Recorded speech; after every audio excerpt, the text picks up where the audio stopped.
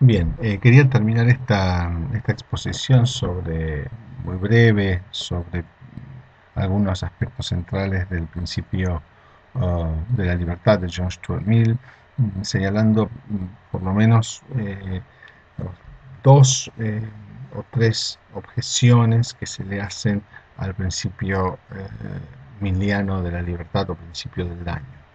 La primera objeción que se le hace es que parece contradictorio con el principio de utilidad. Es decir, eh, si el Estado o la sociedad tienen la capacidad,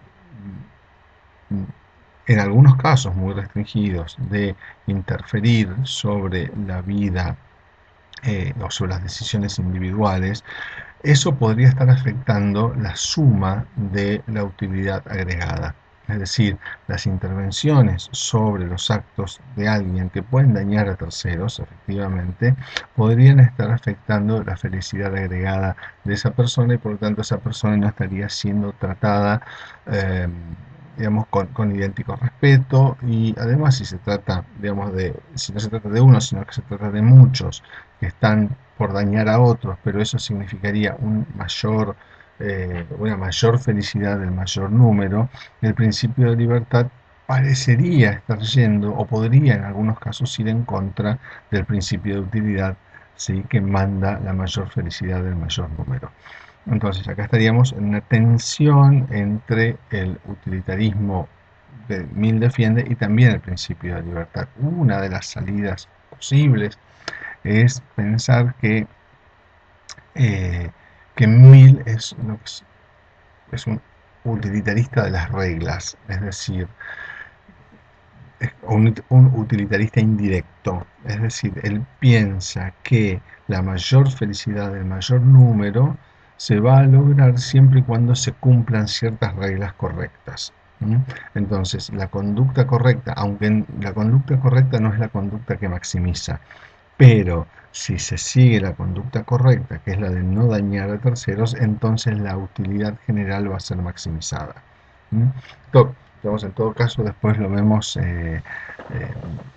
cuando veamos las críticas que se le hacen al utilitarismo en general, como en la próxima clase cuando haga la introducción al pensamiento de John Rawls, pero vayan teniendo presente esta tensión que hay entre la utilidad y la libertad como la define Mill. En segundo lugar, la otra crítica que se le hace es la imprecisión sobre la idea de daño. Si Mill no especifica exactamente qué significa dañar a un tercero, si es el daño físico, si es el daño moral, si es el daño sobre los gustos, etcétera. Hasta qué punto, digamos, la libertad de expresión y puede llegar a ser lesiva para otro, cuál es el punto donde se produce efectivamente el daño, si el daño tiene que ser mm, eh, inmediatamente calculable, objetivamente visible, o puede ser simplemente un daño que se crea que puede ocurrir. Eh, por otro lado, esta idea de que el daño a uno mismo no está eh, alcanzado ni por la sociedad ni por el Estado. ¿Qué pasa cuando el daño sobre uno mismo afecta a terceros? ¿Sí? Habría múltiples ejemplos de que produce dolor en aquellos que nos aman.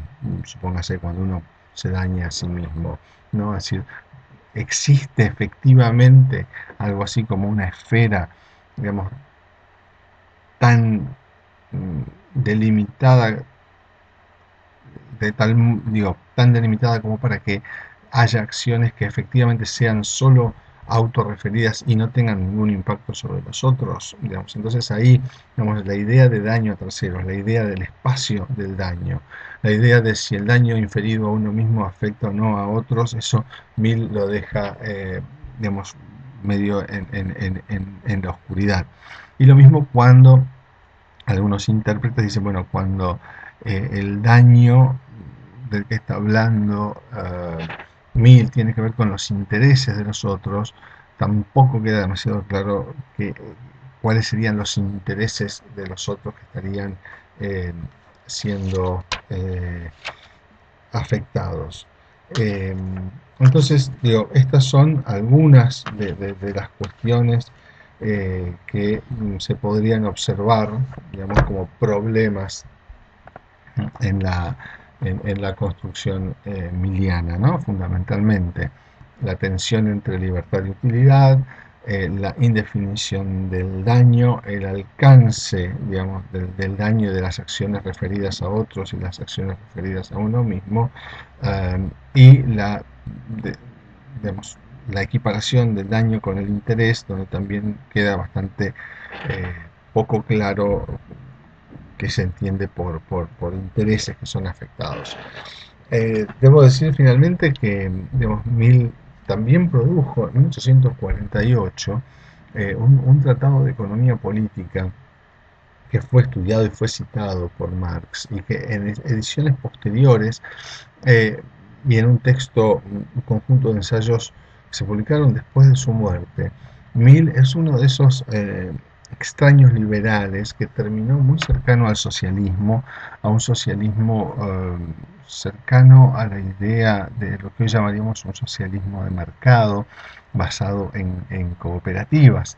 Eh, y Mill va a decir efectivamente que el único modelo social donde se pueden realizar los principios liberales es bajo un modelo socialista. ¿Mm?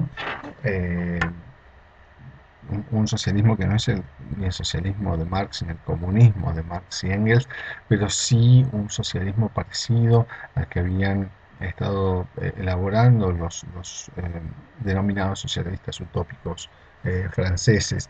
Pero básicamente, digamos, esto lo dice Perry Anderson, da una lista de varios pensadores liberales que terminan muy cercanos al socialismo y pensando esto, ¿no? Que es el único modelo social en el cual se pueden realizar las libertades que ellos abrazan, no es precisamente el capitalismo, sino el socialismo. Es decir, básicamente acá asociar la idea, no asociar necesariamente la idea del capitalismo como el lugar donde hay libertades, sino que precisamente es allí donde no pueden realizarse y las libertades sí pueden realizarse plena y efectivamente en otro modelo social que puede ser precisamente el socialismo. Mill termina, digamos, pensando efectivamente eso.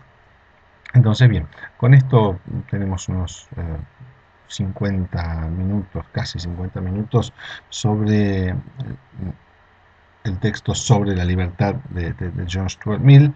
Eh, bien, cualquier cosa me consultan y seguimos en clase. Lean, por favor, obligatoriamente el texto de Mill que tienen en la bibliografía del programa.